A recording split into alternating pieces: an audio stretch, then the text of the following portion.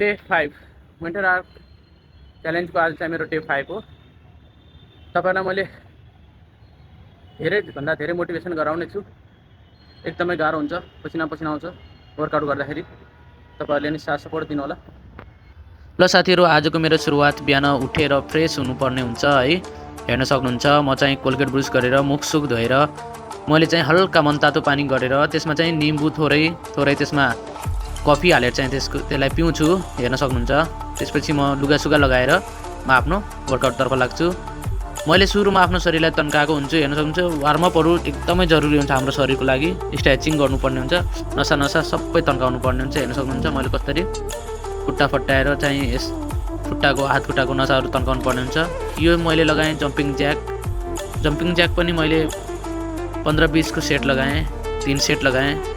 त्यसपछि मैले आफ्नो हात खुट्टालाई तन्काएँ। एकदमै राम्रो हुन्छ आफ्नो शरीरलाई चाहिँ, आफ्नो हात खुट्टालाई, टाउकोलाई, जतासुकै हामीले चाहिँ एक्सर्साइजहरू फुल गर्नुपर्ने हुन्छ। वार्मअप गरेर चाहिँ हामीलाई इन्जुरी नहोस् त्यसको लागि चाहिँ हामीले वार्मअपहरू एकदमै गर्नुपर्ने हुन्छ।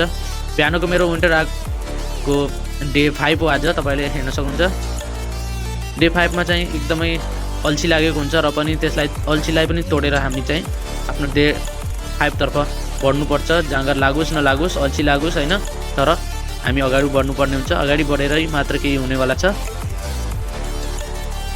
जिन्दगीमा सक्सेस हुनको लागि चाहिँ हामीले साथीहरु सबभन्दा पहिला आफ्नो डिसिप्लिन, आफ्नो कन्सिस्टेन्सीलाई चाहिँ हमेशा याद राख्नुपर्ने हुन्छ।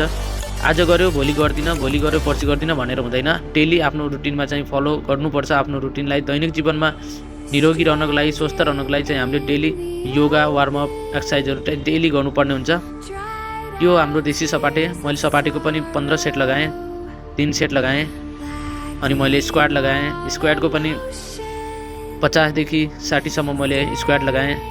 एकदमै गाह्रो भएको थियो। त्यसपछि मैले लगाएँ पुसअपको पनि 30 देखि 35 सम्म मैले पुसअप लगाएँ। त्यहाँबाट मैले एक्सर्साइजहरू धेरैहरूको नामहरू थाहा छैन, तपाईहरुले हेर्न सक्नुहुन्छ। यसरी दैनिक एक्सर्साइज गर्यो भने पनि हाम्रो शरीरलाई एकदमै राम्रो हुन्छ। हाम्रो पेटको लागि पनि धेरै राम्रो गर्छ। पेटमा भएका बिमारीहरू दूर हुन्छ। पेट मोटो लिएर, पेटमा रोग लिएर हिँडेर चाहिँ काम छैन नि है साथीहरु। त्यसैले आफ्नो शरीरलाई हमेशा फिट राख्नु होला। मैले त तपाईहरुलाई मोटिभेसन गर्ने काम हो। तपाईहरुले चाहिँ फलो गर्नु होला नगर्नु होला तपाईहरुको हातमा छ।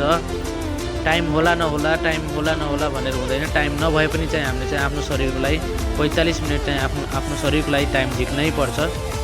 यदि झिकिएन भने पछि गएर हस्पिटलको चक्कर काट्नुपर्छ। त्यसैले हस्पिटलको चक्कर काट्नुभन्दा आफ्नो शरीरलाई चाहिँ एकदमै टाइम दिनु होला। सकेसम्म 45 मिनेट 20 मिनेट जति सक्नुहुन्छ त्यति टाइम निकाल्नु होला आफ्नो शरीरको लागि। धन्यवाद। आजभन्दा केही साल पहिला पनि मैले वर्कआउटहरू बढी गर्ने गर्छु, तर धेरै वर्ष भयो मैले छोडेको। फेरि मैले कन्टिन्यू गर्दैछु। साथीहरु च्यानललाई सब्स्क्राइब गर्नु होला, लाइक कमेन्ट सेयर गर्नु होला। तपाईहरुलाई मलाई यस्तो मोटिभेसन भिडियोहरू, डेली रुटिनहरू तपाईहरुलाई सेयर गर्नेछु।